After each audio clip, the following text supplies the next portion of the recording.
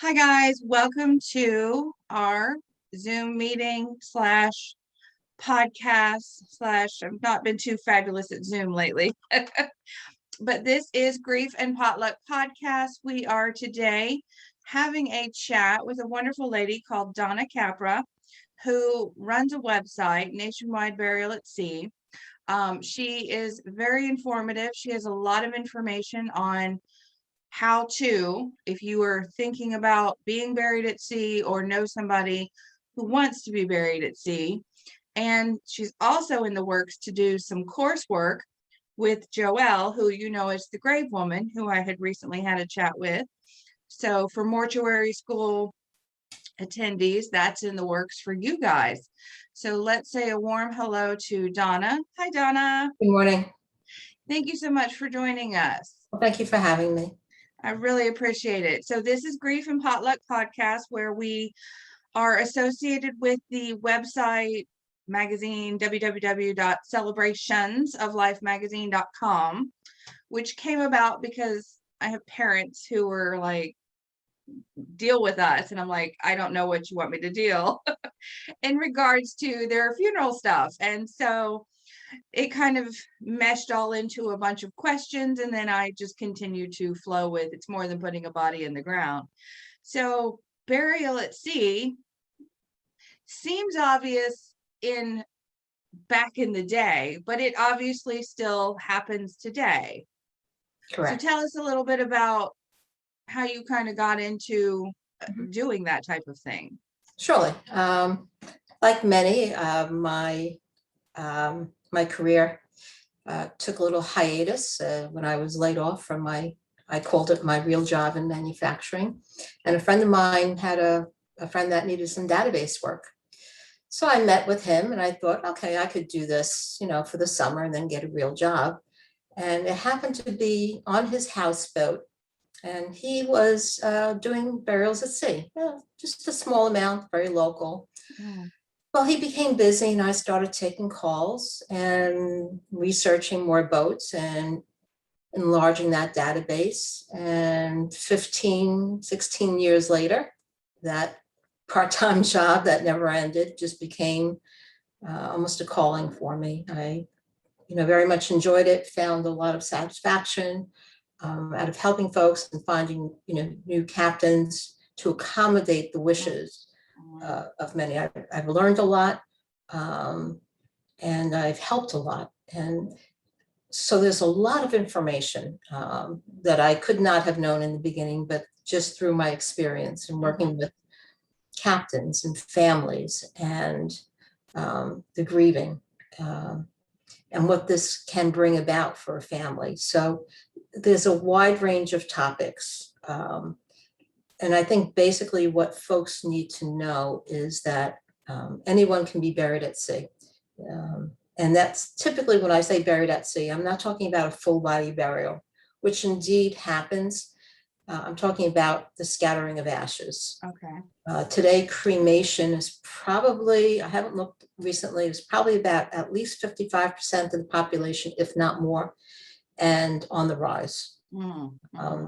Due to the cost of in-ground burials, a population that's moving about. And, folks understand that they don't want to stay in the possession of cremated remains forever. Someone needs to do something with them. And burial at sea kind of seems like the most natural way to go. But folks don't know how to do it. And yeah, that's where I come in. Super. The silly question I'm going to ask first is, do you see it more on the East Coast or the West Coast? It's both. It's both. Just everybody on the coast thinks about it. Yeah. Actually, I probably the West Coast probably started it sooner because if you think about California and, they had a different mindset than East Coast, but East Coast certainly caught up.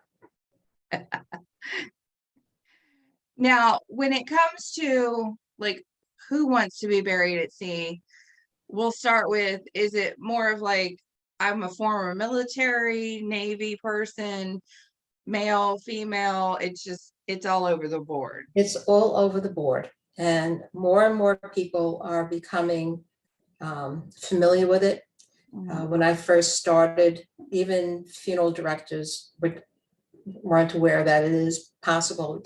You need not be military. On the East Coast, no permits are required. There's a permit that's actually granted in through the EPA. Some regions on the West Coast do require a permit through the Department of Health, and that can be, you can do that, by looking at that township. Or if you connect with a boat captain, they'll tell you if they need a permit or not. It's pretty easy to get. But Okay. for the East Coast, no permit is required. The EPA does want you to be 3 nautical miles out. However, cremated remains pose no, biological or environmental hazard. And so what's the difference at 2 miles versus 3 miles, or 1 mile versus 3 miles? So in my experience, I rely on the knowledge of the captain, knows the nuances of his locale. And a captain would never do anything that would jeopardize his or her license. And Sure. so, not everyone wants to go 3 miles out. I certainly don't. So usually at 1 mile, you're fine. And, the EPA won't put it in writing, but what they will say is don't ask, don't tell. Sure. Yeah. Well, you definitely conquered my next question was because the EPA, I was like, you would, just being naive about the subject in general, you would think, okay, I'll just charter a boat and go out to sea. But because the captain's probably well aware, like you said, he's not gonna do something to mess with his paperwork. He's gonna probably be like, no, must have something. So where does the EPA come in? Is that something you have to do ahead of schedule? And Typically when for we say EPA, I'm so sorry, I forgot what my own initials stand for. I didn't type it out. the Environmental Protection Agency. That's right. So That's there right. are different locations of the EPA, and it's easy to find online. So the reporting is after the fact. Okay. So you have 30 days to report it. Generally, the captain doesn't. The family can easily do it. You just go online, you type in the name of the deceased, the name of the boat, and then when you reach the location, the captain gives you the latitude and longitude. 98% of the families that go out do not report it. Okay. It's just one of those things. It's Yeah. a formality. Some people do want to follow through with that. There's no EPA police at this point looking for that. Coast Guard's not going to come up and question unless you're getting rowdy out there. Right. And I've never known any instance at all. But like I said, there are many of my captains that just want to follow the rule of thumb. No, we're going out 3 miles, and no ifs, ands, or buts. And then others, as I said, they do know their locale, and I trust their judgment. And it's for the comfort of the families, because seasickness happens. Yeah, that's true. And that's a whole nother topic. Okay. So in your experience in doing this, do you find that there's a typical type of ceremony, or do people really gear it in a certain direction, or they're just like, I just don't know, let's just go out and pretend like it's a regular funeral and go forward? What That's do a they good do? question. In my experience, for the most part, folks have already gone through the initial stages of grief. And so now they're in possession of the cremated remains, and oftentimes time has passed. It could be a week, a month, a year, and they're far more resolved, and they really just want to keep it simple. That's generally speaking. And so they want to invite family and friends. The average size group, I'm going to say, is about 15, but I've booked charters up to 30 to 50. which has its own logistical issues. Yeah. But they just want to go out, spread the ashes, say a prayer, a reading, have some music, toast, and then come back to shore. They just want to release the ashes, generally speaking. For the Hindus, they have to scatter the ashes as soon as possible, and in some instances, and I believe it's based on the sect, if I'm correct. They can't do it on a Friday, can't be after 12 o'clock noon, so they have some restrictions. And sometimes they can be challenging to meet in terms of trying to coordinate that with an available boat where they want it and when they want it. So those are some of the challenges. But by and large, most folks are know what they want. They make the mistake, and this is probably the biggest mistake any family can make, is especially if they want to go to a place where the family has been together, let's say on a vacation, or their loved one's hometown. So let's say Point Pleasant, New Jersey, and they're from Chicago. Well, Dad came from Point Pleasant, let's scatter his ashes, and everyone books their flight, they book their hotels, and we're going to do it on this day. Well, guess what?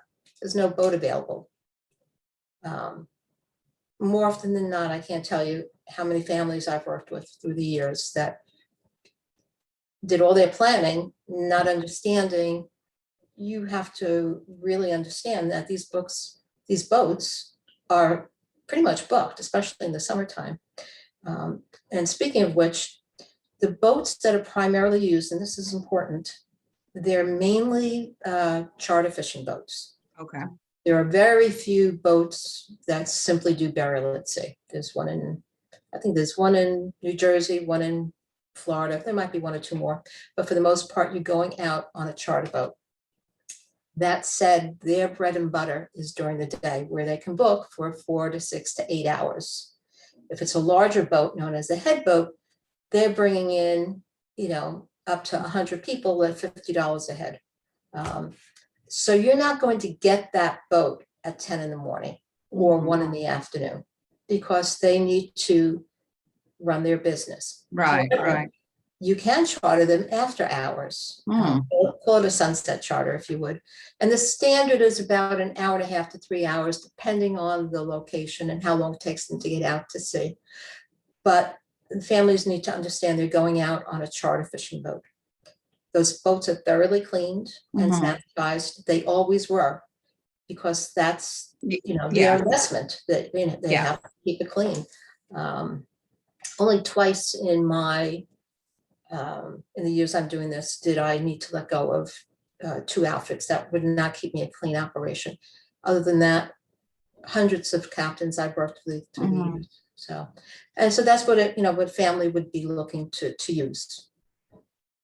So the lesson officially is book your boat and then book everything else. Exactly. Because if you don't book your boat and you wait till the last, I've got my flight, I've got this. Because essentially if the person's already passed and the cremated is there, then it's not just like walking down the street and dropping it in the forest. No, this is a factual person's livelihood, like you said, the charter boat, the fishing boat, which being a Floridian myself, I know about the salt air, and you got to wipe your boat down anyway. So that is the nice thing about them, is they're already pre-sanitized and such, and because it's usually a bunch of people just want to go out fishing. So I didn't even think about like you said, definitely book ahead of schedule, because otherwise you could be, for lack of a good term, up a creek without a paddle. Yes. Yes. Especially those folks that are traveling, they want to try to book it early in their stay to allow for backup dates in case of bad weather. Generally speaking, they're going to go out rain or shine, unless it's high winds or small craft advisories. Anything that poses a safety issue, Mhm. both to, captain, crew, and passengers. But yeah, it's rain or shine, because they might have other bookings. In some cases, they can be a little flexible and say, well, we have nothing tomorrow. Tomorrow looks like a better day. But they need to prepare for that. Mhm. So, Yeah, just don't wait last minute to book your boat. absolutely. Yeah. Now, Absolutely. have you gone out yourself on some of these, and share with us a little bit about that? So when I would go out on the boats, basically what I help to do is to bring them on board, show them where the service is going to take place, and just kind of stand back, let the family, be amongst themselves. Mhm. I'm just there to assist and direct. I'm not necessary, because almost every boat captain has had experience doing a scattering at sea. Mhm. So on a larger boat, he's going to have one or two mates. And typically the mate is who will be with the family. Mhm. The captain in a larger boat does not leave the wheelhouse, because he or she is responsible for the safe navigation of the vessel. Has to Mhm. make sure that another boat isn't crossing, Right. looking for rogue waves, just establishing and Mhm. keeping the boat safe. Smaller boats, the captain can be a part of the service. For the most part, it's the family that runs the service. Generally speaking, when the captain slows the boat and says, okay, you can start, that's when they'll gather for prayers and Mhm. readings, play some music in the background, scatter the ashes, throw flowers in, sit for a time of reflection. And that can take from 5 to 15 minutes generally, unless it's a religious service, of which I've been on as well, where prayers can actually start the moment the boat takes off and continues through the end of the service. But for the most Wow. part, it's about a 15-minute service. Mhm. Only one in particular, she was by herself on a larger boat, and I accompanied her, and she sat rather quietly. So I did not want to impose on Sure. whatever she was going through. And I came to learn that she was scattering the ashes of her niece. Mhm. And she didn't talk to me until the ride home. And it was a very cold day in March up in the Mhm. north, off of Long Island. And we both had on coats, and we used to provide urns, cylindrical containers. Mhm. They're easy to hold down, point away, and let the contents flow out into the water. Well, she did not want to do that. She was almost angry, and Mhm. she was taking handfuls of ashes and then throwing them out. Well, Yay. I had on a black coat. She had on a black coat, and it doesn't bother me, but I was trying to show her how to do it. But Yeah. Yeah. she just wanted to do it her way. So I stepped back and Yeah. let her do what she wanted. It wasn't until the ride home that we sat, and she said, my niece was in a wheelchair all of her life. Mhm. And I think part of her just wanted to, in her own way, make her feel free. Sure. And Sure. that was such a moving moment. It Mhm. blew me away. And thankfully I was there for her. Otherwise, I don't know what a mate would have done under those circumstances. Yeah. Um, but that's, of course, a very unusual story, Mhm. and I kind of sidelined over there. So No, no, no. I was gonna say, are there some unusual circumstances that you've come across? I mean, besides lesson one, get your boat, then deal with everything else. Don't forget the boat first. Yes. ABCs, boat first. Well, there is one other thing, and this goes back a number of years. I was working with a gentleman. He lived in Boston, and he wanted to scatter his father's ashes out of Sandy Hook, New Jersey. So that's just sits right outside of New York Harbor when you go out. And he was so picayune. He wanted to know what the captain was going to wear, Mhm. thinking he was gonna wear like a uniform, Mhm. This is a fishing captain. Right, right. He wanted to know when the ferries were running. He wanted to know if there's any pollution in the water. He Okay. wanted to micromanage every aspect Wow. that we have no control over. Yeah, yeah. Yes, we could try to not go out at the same time as a ferry. I guess he was concerned that the ferry would, run through the ashes. Sure. All right, understandable. He didn't want any debris floating. We did everything we could to accommodate and make him feel comfortable. And so he drove that day from Boston on his way to New Jersey. And that's about, I don't know, 5 hour, 6 hour trip. Okay. Midway through, he Yeah. called to tell us that he forgot the ashes. So best laid plans. That is priceless right there. Yeah. And we were happy to be able to accommodate him the following day. So he had to turn back. That is so funny. I mean, of all things to be that. Yeah, I've set up meetings before, so I understand that logistic as to how, managed you can get into it. And then I left a cord, and we were an hour outside of LA, and there's no going back for that, or 2 hours. We were somewhere. It was long enough that I was like super sad and was like, where's the nearest like Radio Shack, Best Buy, whatever, let's go buy this cord. Thank goodness, it's not an uncommon cord, but fortunately the meeting place had it. So yeah, I can imagine how you were just throwing your hands up in the air by that point, like, really? You've got to be kidding me. We've done every air pollution, ocean pollution. Gee, let me call that weatherman who dips his little thermometer in every day and can measure that exactness for you. Oh my goodness. That reminds me of one other story, and I digress, but it's humorous. No, please digress. I did have a client whose husband didn't like cold water, and she was planning his ash scattering, and she could only do it in the winter months up in the Northeast. Okay. But she didn't want cold water. I'm sorry. What can we do it maybe in June or July? Right. And so the expectations really need to be, kind of reeled in. Yeah. In some instances. Yeah. Did you boil a pot of water and then kind of? That's the only thing I can think to help.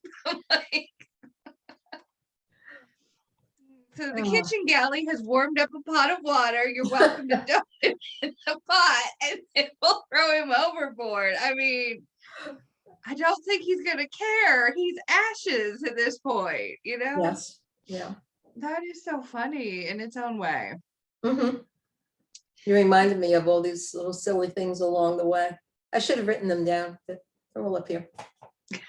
Well, they would make for a good little short story book, so I highly recommend it. I mean, I think what I may have put. I don't know if I put a blog together, and folks are welcome to visit the website, Nationwide Bear, let's see, for some of the blogs and helpful information, what to wear, what not to wear. That was helpful. I definitely reviewed some of that, and feel free to talk more about that, dealing with the what to wear. So generally the first request of the ladies is not to wear heels of any kind.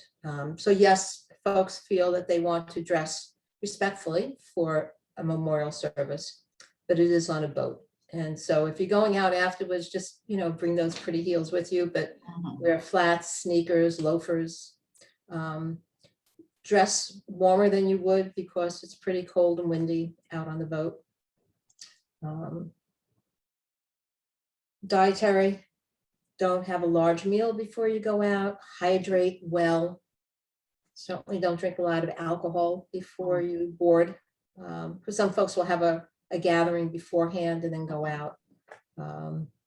Try to stay out side on the boat, eye on the horizon, don't go in the cabin if you can help it. And so, we try to avoid seasickness when at all possible. But to be comfortable is also very important. Yeah, it's different than being on the beach, on the seashore, and just hanging out and be like, oh, there's a little breeze. I'll just stand off to the side, wrap my towel around me. You're out in it. And so, yeah, I mean, you don't think about it. You just think about it being like a beach day, to be very basic about it. And so essentially, I mean, obviously up north it's cold, so layer it up. But down here in Florida, you're out on the wind and the ocean, and definitely, I mean, because they always do that ocean stuff for ocean stuff, the small craft advisory, the wind level, so that you're aware if you are, like the boat captain or such. So even as a person plotting for that day, if that's the day you've plotted, try to get some intel on that, so that you're not just, I'm going to wear this cute little spaghetti strap dress, and well, that dress is going to go flying up on you, and kudos to the view, but oopsies. Good point. And then sunscreen, of course, for down in Florida. Generally speaking, most of these services are going to take place anytime after 3 p.m., sometimes 5 p.m., 6 p.m., 7 p.m. So unless there's a cancellation and the boat captain can fit you in. But by and large, you're going to go out on the day that you booked, and try not to go back and forth with that, because that drives the captains crazy. I would imagine. Captains, speaking of the captains, I mean, they're a great group of individuals, but they're typically not accustomed to dealing with the public in terms of memorial needs. Right. They're happy to book the boat after their day's charters, but they don't necessarily have the patience to switch that date 4 times because Cousin Henry can't come on that day. Get your family together, commit to a date, and stay with it. And also, you don't want the captain to make any mistakes, which has happened.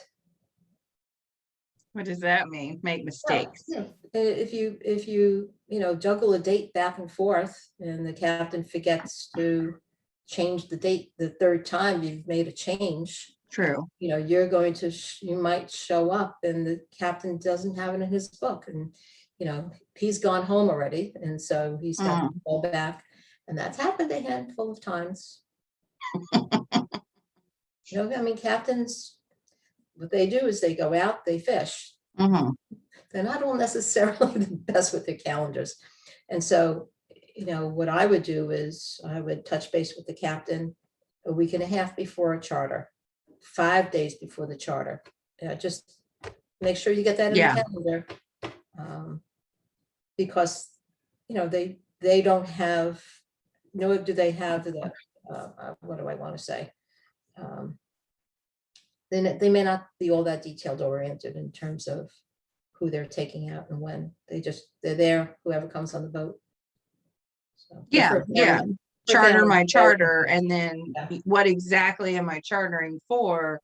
Right. Yeah, I mean, especially because, I mean, generally speaking, we're used to seeing going to the beach or going to the ocean areas, the pier, and then the little plops of, I don't know what to call them. So tiny offices, literally on the pier, that are there for the sailboating, the board, the boogie boarding, the ski doos, whatever. So yeah, I mean, they're lined up, ready to go, either right then, because it happens to be available that day and it's staring at you, or in the future, because you never know. It's just, there they are, you see a bunch of boats, but that's a bunch of boats that belong to people, maybe not what they're there to charter for and whatnot. So when all else fails, rent a ski-doo, right? I'm sure they have. And getting back to the captains, all the captains that we work with and that are out there as boat charters, they have a Coast Guard master license. The boats, if it's a 6-passenger, greater than a 6-passenger, so a head boat or anything more than 6 passengers, annually is Coast Guard certified. Okay. So they're actually pulled out of the water once a year for a full Coast Guard inspection. Oh, okay. Every boat will have life preservers on them. So that addresses some of the safety concerns that clients have had through the years. They sometimes want to know if life preservers will be distributed. Well, the answer is no. Those life preservers are there in case of an emergency. If you were to ask, there's no captain that would say no. And as far as children are concerned, children are welcome on board. Obviously, they need to be supervised. But the smallest life vest is probably for a toddler of about 30 pounds. So if you bring in a child on board, that's less than that. Borrow a life preserver or buy one on Amazon for a small child. They're about $25. So that, talks a little bit to that end. Yeah. What else? And so if anyone wanted to schedule a burial at sea without going to a company to do that for you, which typically is going to run between $700 to $1,300, depending on the size of the boat. Okay. And that's without an associate with you. There's another burial at sea company that charges several $1,000s, or the family can do it on their own. So I do have a how-to guide. I make it available for $79.99, and it has everything you need to know. Well, some of the points that we touched upon today, but also almost every captain I know has done a service at sea. And so what a family can do is research the location that they'd like to go, look at the websites for the captains and the boats, and you can learn a lot. And if they scroll all the way down to the bottom, they'll sometimes see that the captain does ash scattering burials at sea. And so that typically will be something that they could book through the captain, or right online for a specific evening. So it's come a very long way. As I said, when I first started, I needed to educate the boat captains on how to work with our families.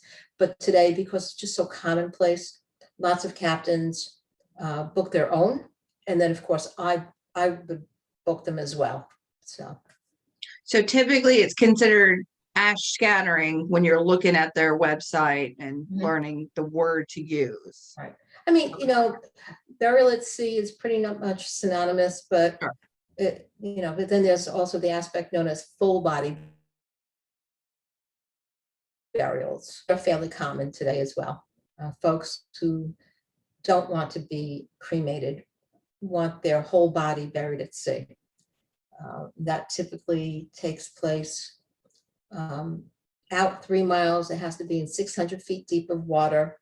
And that too is reported to the EPA after the fact, but there's a lot of information that goes along with that. A funeral director typically needs to be on board. So it's not an easy thing to coordinate. Yeah, I did see a little bit more about that on the EPA website. So if that is something, a full body it's done, and it's similar to what people are doing now in the green burial world with full body for some of the basics, like covering the body in a shroud, etc. But definitely do your research on the EPA.gov and just type in the search bar burial at sea, and it's pretty explanatory from there as far as if that is a choice.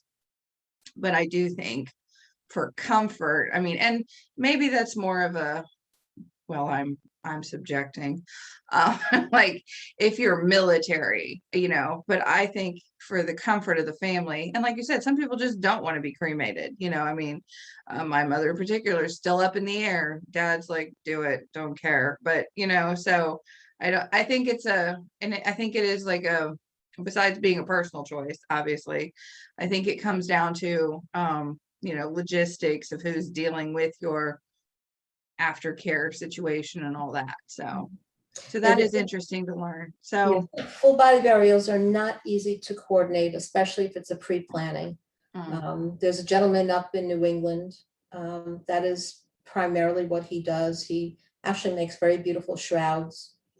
Depending on the distance to finding 600 feet deep of water from the northeast, that could be 50 miles out. yeah. From Florida, probably 5 miles. So it's cheaper in Florida. But generally speaking, it's going to run between $11,000 to $17,000. Because not only do you need the time of the full boat, Right. the Transportation. funeral directors, and the boat for the most part is in use the whole day. So that's it's not a inexpensive process. So you're not, as far as cost is concerned, full body burials is probably as much, if not more, than a ground burial. So something to consider, definitely, if you're deciding which way to roll with that and how you're gonna go.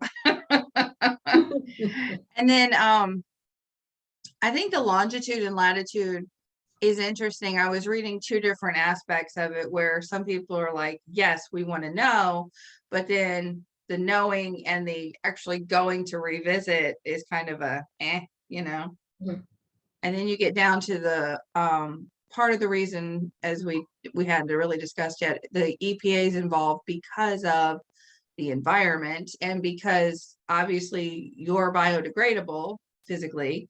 And so anything that goes into the ocean, such as flowers and your body or your ashes, or I've noticed they've made these urns, and you've got some stuff that you had or have still that is biodegradable. Talk to me a little bit about that. So yes, anything that goes into the water must be biodegradable, and urns in particular. So they can be made from paper mache, salt, sand. Those are the three primary. At one time they were made out of a clay that kind of melded with the water. So yeah, you want something that dissolves. You want something that dissolves quickly, because you never want to leave an urn floating until it's fully submerged. And so there's some paper maches that are particularly thick, and it takes them a long while to absorb water. So, and those are they're seashell urns. They're large, they're magnificent, they're beautiful. And so if a family has one of those, I would say, bring it on board, have the captain score the bottom just to help it absorb some water, because you never want to leave a floating urn. You want to know that it's submerged. There's some folks that do request that urns that are made out of stone, because typically stone is considered a natural product. Sure. But at the same time, you'll never know if that was disturbed either by fishermen, divers, if they had to dredge the area. So you never really know if that's going to your loved one is going to stay put. So that's why I would avoid doing something like that. And it's also hard to carry on the boat, because you've got I hadn't seen those, which is about 8 pounds, and you've got the marble urn. Wow. Yeah. And then of course there's the coral reefs that you can send your loved one's ashes. They mix it into a concrete, create the balls, and for the most part, I think that's only off the coast of Florida right now. There might be another location. I want to say Virginia, but I may not be correct. And that's another beautiful way to honor. So putting it in a ball form and then So there's a company that does that, and we can make a note on it later to the video. The name escapes me, but yeah, so they take a portion of the ashes, they utilize that in a ball formation with holes in it, and then they take it out and they send several of these off, and that helps to create coral reefs. Oh, neat. So it kind of starts the thing. So then the coral animals, whatever they are, I really don't know coral. That all kind of falls under the burial at sea umbrella. Okay. Well, that's helpful. Yeah, when we hang up, I'll remember the name of the Of course. Eternal Reefs. That's what it is. What is it called? Eternal Reefs. Eternal Reefs. Yeah. Well, that's a good name too. So hey. They've been around for many years. So, so I think I've covered everything that I can off the top of my head. Well, it's been very informative, Dawn. I really appreciate it. Thank My you. pleasure. My pleasure. And like we said, she's going to be having a course, and you can still go visit the website currently. And if you've got questions, she will be happy to assist and direct you if it's because she's semi-retired, sort of, you said. And so working with Joelle, they're going to be doing courses for mortuary school, and you can still go visit the website, the nationwide burial@sea.com. Yes. Lots of information, lots there to learn from. And I really, really want to say a sincere thank you again, Donna. Hang tight for me just one quick second, but this has been Grief and Potluck Podcast. We really appreciate you coming out and learning a little bit more about Burial at Sea. Check out the website, celebrationsoflifemagazine.com. Thank you so much.